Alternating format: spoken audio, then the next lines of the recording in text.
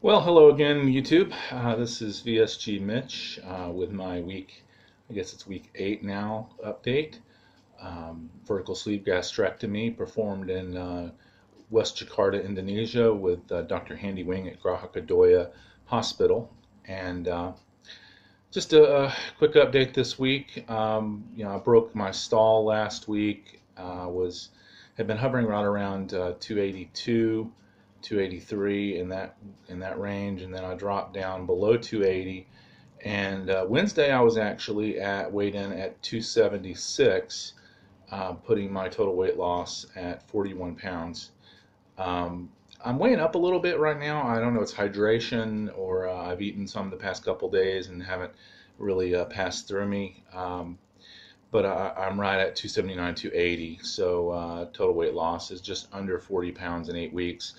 Um, but I would say, 40 pounds is a good number just to say that's what it is because you're going to fluctuate. When you're at 250 plus, you're going to fluctuate a couple pounds during the day or more even. I've seen 5 pound changes in a day very, very commonly. But then I'm also been working out regularly. I mentioned that I started working out a few weeks ago at Gold's Gym with a personal trainer, and that's been going pretty well. This week I did get 3 full days in of good lifting, good workout. Didn't get to walk as much this week because of weather. It's not the rainy season in Jakarta yet, but you wouldn't know it from the way it's been. We had some rain in the afternoons, and that's kind of put a damper, so to speak, on walking home from work. So I've rode the bus from home from school, and then um, walked to the gym when it stopped raining. But I still got my workouts in. I've seen some good gains in the weight room, some steady increases. I guess my muscle memory is waking up because the first couple times in the gym I was really weak.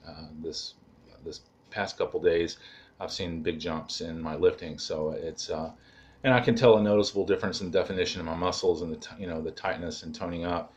But at the same time, I've got so much excess body fat right now that it's not that visible. But it's going to be good because uh, the healthier your muscles are, the more in shape they are, the better they are at burning fat. So we'll see. That hopefully that'll ramp up my weight loss over the coming weeks. I'm not going to stress over it. I know that I'm not eating poorly. Yesterday I ate. I might have missed my protein mark a little bit yesterday, although I've been getting over 100 grams of protein. Yesterday, my final meal of the day was grilled dory fillet with lump crab at Outback. The For lunch, I think I had what was it? Goodness, food is such not a thing anymore. Used to you can remember meals. Now I don't really remember. I think I had bakso soup, which is an Indonesian soup. I just pretty well ate the meatballs out of it. Which bakso it may not be the healthiest thing, but just the meatballs and a little bit of maybe just a little bit of the rice vermicelli, um, and some of the broth. But there was half a bowl of soup left when I finished, so didn't eat that much because I can't. Just can't eat that much. One thing I've experienced that I wanted to share that some of you may run into is pain eating. I find that some foods, different textures, different consistencies. I'm a big red meat eater. I love steaks. I can't eat them. I can't eat red meat. I fixed the pot roast a couple times, thinking I would just eat a small piece, and even just a bite, I was in agony. It actually, the last time I tried it, I doubled over. It hurt. It hurt that bad. I've been eating the tempeh at school. That's high soy protein. It's fermented soybeans, pattied and then chopped up and sautéed with some sauce. And I have some of that. It's probably 300-400 calories in a serving, but it's also 25-ish grams of protein. So um, I'm not too terribly worried about the fat content. Breakfast this morning was a bowl of oatmeal with a scoop of whey protein in it. So I'm trying to find ways to get my protein in. really sick of whey. I used to drink whey protein shakes and think, oh, these are fine. And I watched videos of people who'd had VSG surgery, and they were just complaining about how nasty whey protein was. And I would laugh at it because I like whey protein. I don't have a problem with that. Well, your taste buds change when you have the surgery. Your tolerance for foods change, and I can tell you, whey protein for me is just bleh. It's not a pleasant taste. The aftertaste from it is, I don't like it. I used to like it, no problem. Now I'm fixing to go have a whey protein shake now because I need the protein, but not my favorite food item. I'll say that. Yeah, the tolerance for different foods, that's been surprising. I'm pretty much restricted to fish and chicken. It's which isn't necessarily bad. I did have some Tony Roma's ribs. I couldn't eat very many of them, but they didn't seem to bother my sleep too much. I was able to eat that. Couldn't eat much of it, but I was able to eat some. And again, it goes back to what I was saying. When you're dieting to lose weight, you lose weight from diet one of three ways, or one of two ways really, either by changing what you're eating or portion control. And my portions are controlled. I'm not eating much. 3-4 ounces of food, maybe 5 ounces, and that's it. I'd quit. I'd added the idea that, well, I don't want to drink anything with sugar in it. Well, last night at Outback, I had a glass of sweet tea. Now, a glass is what I had. I couldn't drink more than that. I drank it before I ate. Maybe a few minutes after I ate, I had another swallow or two. But as far as sitting and drinking 4 or 5 glasses of sweet tea like in the old days, those days are over anyway. So, I don't think 110, 120, 130, whatever it is, calories in a glass of tea, is going to ruin my diet. That's just, I need the energy. I need the calories to be able to do the workouts. When I go work out or ride a stationary bicycle for 20 minutes, and I burn 300 and something calories, 400 calories, according to the little readout on the bicycle. Those have got to come from somewhere. Granted, I'm running a deficit anyway. Even with a glass of sweet tea added in, or a flurry once a week, or a frosty or whatever once a week, you're not talking about even those days are 2,000 calories or less. So the deficits happen, and I'm just not going to be overly concerned with it anymore. I weigh every day. That's that for better or for worse. I do that because I like to see the fluctuation, see where I'm at. Sometimes it can make you a little bit manic. You see the scale go up, or you see the scale not go down.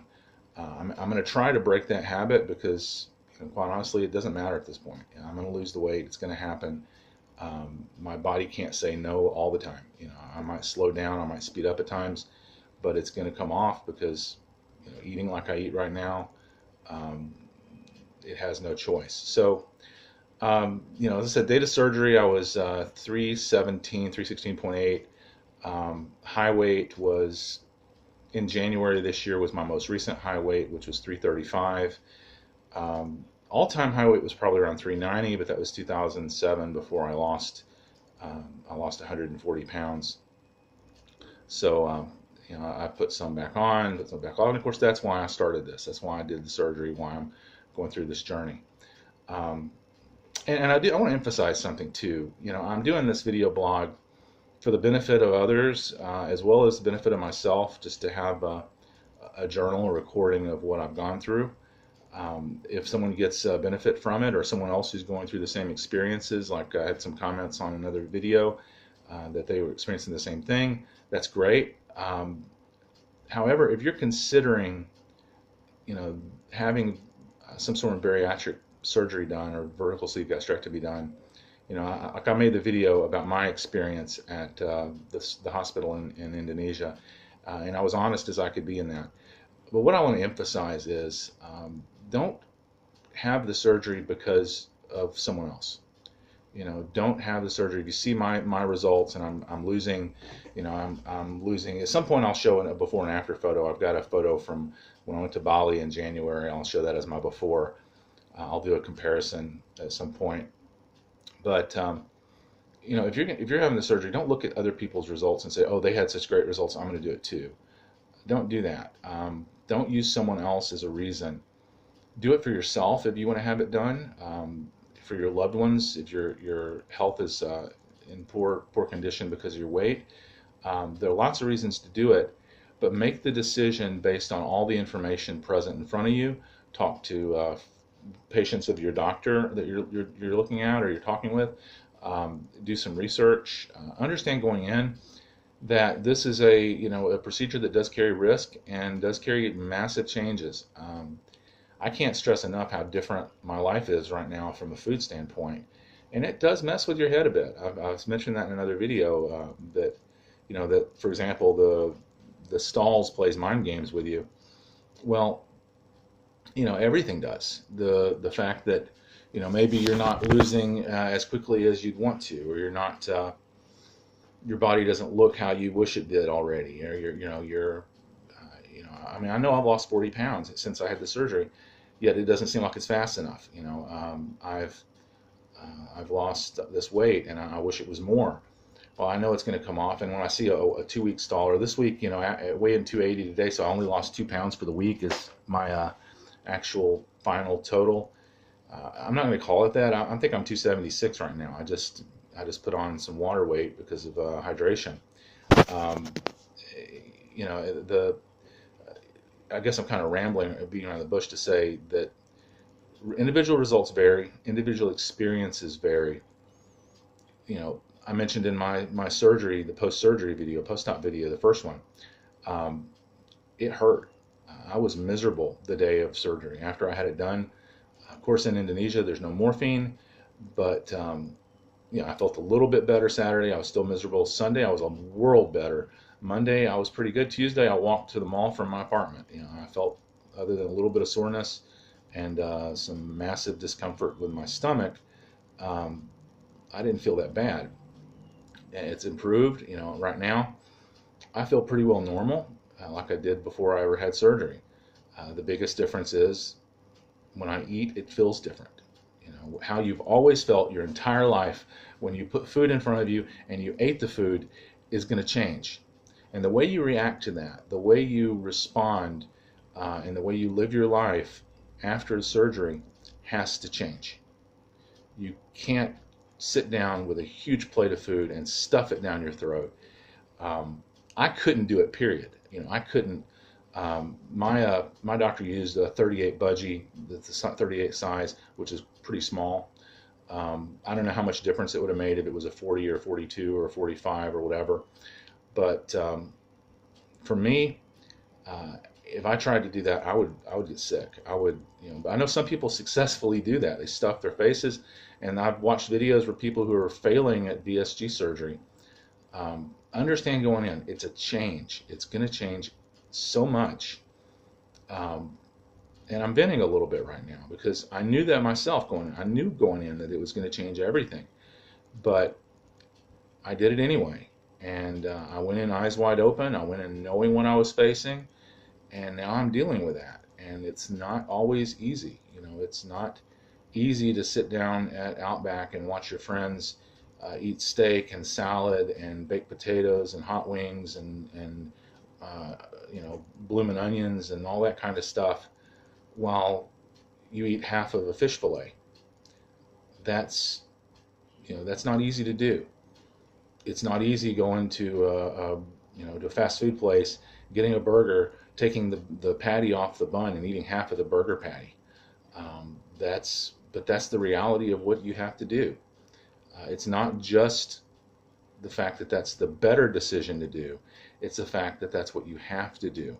And if you're able to do otherwise, then you're working against your surgery. You're running counteracting the whole reason you had this done. If you're like me, you couldn't do otherwise because you'd get sick.